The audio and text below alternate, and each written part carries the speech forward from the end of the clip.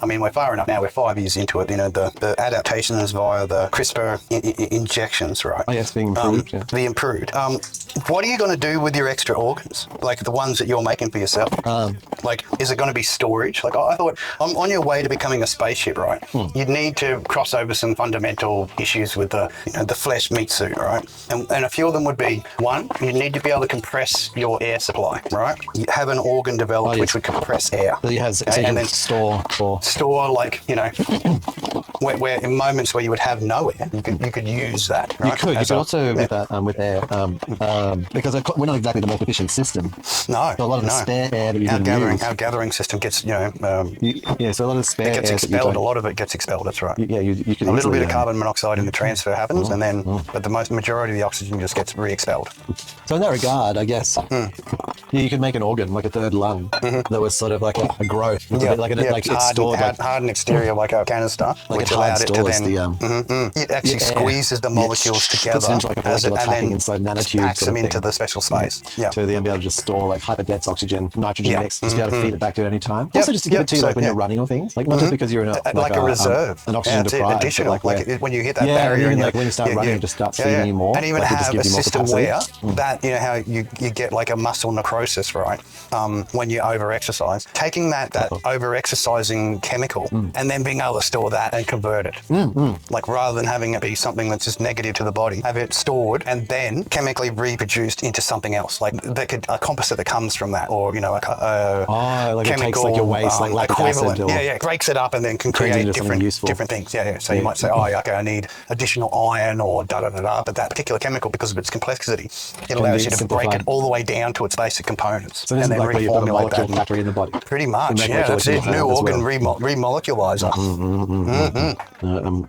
And then, have things like, I was thinking of water storage, like a camel and other stuff like that. But if you could have something that could take any chemical in and output it as any chemical out. Well, I mean, if we somehow got to the point where we had the ability to really break something down to purely like helium and build it back up to anything else, but I think the only issue would be that as you're like reassembling this, energy dissipation and the energy requirement to compress the hard light again. Well, density, something that uses like 4 atoms, will go through a lot of whatever the base resource is if you're really building from an atomic level up. But you don't get a 1-for-1. No. If you're turning like air into plastic, you've got to use a lot of air before you get a piece of plastic.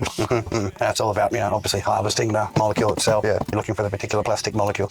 Probably be easier just to eat plastic and then but you could it into whatever you need. Hey? No, but what you can do there is you could like harvest enough air and have hydrogen and things and oxygen and whatever, and then just build like the bonds and build your own plastic out of it. But you would just need to consume a lot of air. Like the density of air is just not equal to the density of whatever else, like steel or something, like plastic. You'd need 10,000 times the air or 100,000 times the air to get a piece of plastic out of it. No, well, that's not your only method of compression. Like you could eat something and then break it down, like super forward stomach. That's another thing to contemplate. No, I think the stomach has got to be play a key role. And the acid level perhaps. Like, what if we swapped out our stomach acid for like something just way more advanced? And then had break down metals and things. Now we're talking. All right, to be a spaceship, you need to be able to take core component.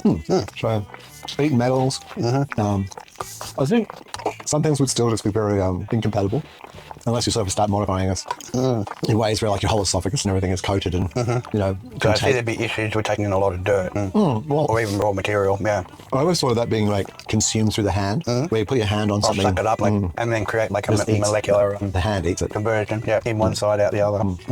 And maybe like stores it into the bones or something. It even has, like I said, a storage system with a compressed tank that takes different materials into it. You're right. You're a portable replicator.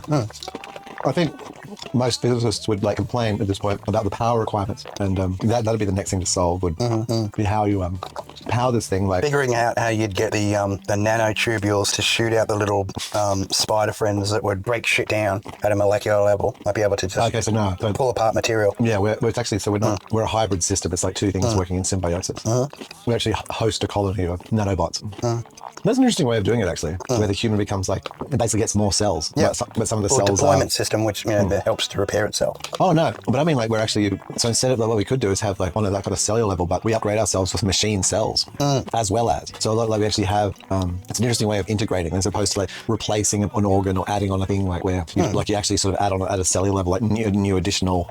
Well, you go, okay, this particular environment is going to be the next thing that I need to deal with. Start Like with hardened the skin hardening, and then follow up with the, lung change for, atmosphere and convert dirt furnace to, type 3 because, the majority of the material here is, between it exists in the range between, 200 to 1,000 degrees. So you're going to have something that can deal with that temperature. And is this like natural upgrades? Like do humans of the future just think that this is how they exist? Because I think it is. Yeah, well, you adapt. We're always great adapters. Humans have always adapted to their environment. Like they've created what they needed to adapt. But I think we need to get beyond that. We need to build stuff around us we need to rebuild ourselves to adapt to the environment. Yeah. So we went to where we were covering ourselves, and then we went to where we were modifying the environment, and now it's where we go to modify ourselves. Yeah. Like a third level. Well, be our own home. I think that's hard.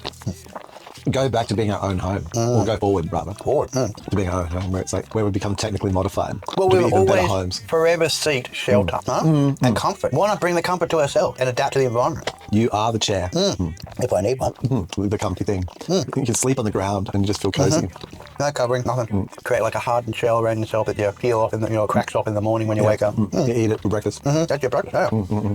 Discarded husk. Well, you made it. You want to take it back in. Yeah, that's what I mean. And you might just eat it through your hand. That might not be a sort of a... No, you don't gobble it down or whatever. Yeah, you pour it up, right? Take that back in. I mean, with this sort of system, would you like... Well, it'll give you the ability to store and obviously change to the environment. Like pull in the environment and then adapt to what you need to You got this be suitable to it. Yeah. So you become like more integrated with the environment in a way. Yeah. Even better than we are. We're improving us actually genuinely, sort of in a way, at least. Well, it'd be natural camouflage. We'd blend in. What? Well, blending in as you pick up the environment, like I so you could sort of... Smell like it, be hard like it, or soft like it, whatever the environment is.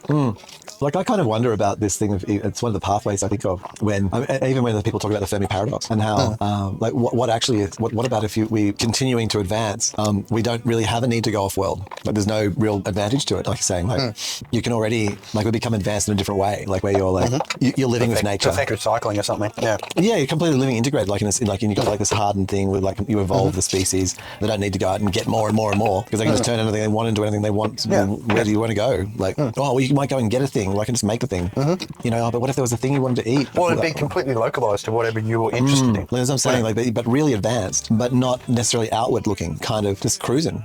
Like this, it sort of almost looks natural, coexisting, kind of looks like, well, do they even have any technology? And it's like, man, that's all technology. It's everything right there. They're just like super advanced, like they just don't. They're so advanced, they basically can just make whatever they want. Yeah, they don't even need that. There is no techno signature. Their only drive is to learn more about everything. That's it.